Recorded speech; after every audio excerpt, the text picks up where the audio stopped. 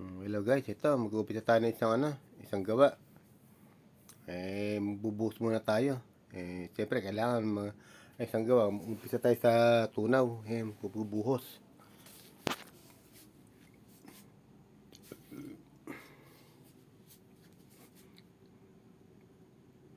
Antay lang natin po. Ayan ha. Ayan.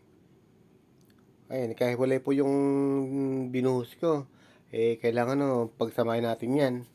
Hindi ko pwede yan. Pinagdudugtong ko na po siya para isang ano lang po siya yan. Ayan. Yan ang gold kasi pwede siyang pagdugtong kahit na ano siya yan. Napagdugtong ko na siya. Medyo maliit lang po ang ano niyan pero malaking halaga na rin po yan. Kasi 18K po yan. Ayan, binabata ko na po siya para makuha ko na yung pyesa. Iba pong video niya, hindi ko na po sinama rito para mapabilis tayo. Ayan.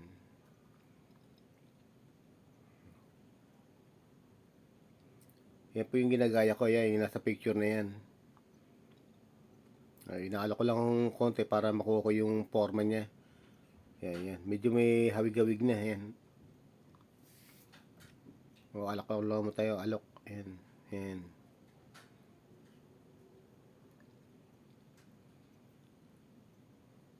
Isang pendant lang po yan. Pero yan medyo ano din.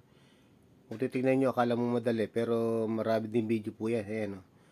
Pinakita ko lang po yan para makita nyo lang po yung paano nakukuha na yung korte niya.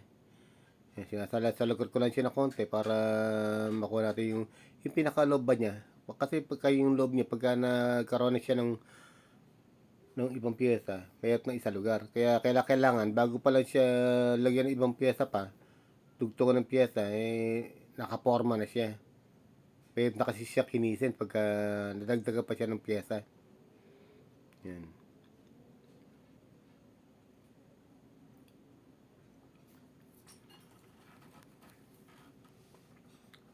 Medyo nakukuha na natin yung forma niya. Hihinangan natin yung mga sugpungan niya para hindi po siya magkahiwa-hiwalay. Yung mga dugtong-dugtong po ba, ibang, pero pag nakakita nyo pag nangyari yan, di nyo na makikita yung dugtong niyan.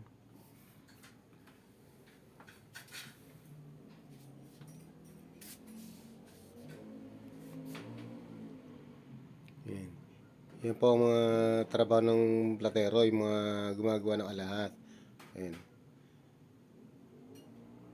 medyo may hawig-hawig na. Ikaw ting antay-antay lang, mayroong mayayari din po yan.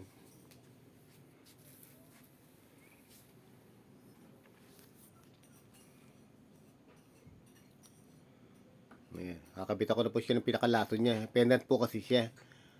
Ayan, hinihina ko na po yung pinakasugpungan ng lato para di siya humiwalay sa pendant. Ayan.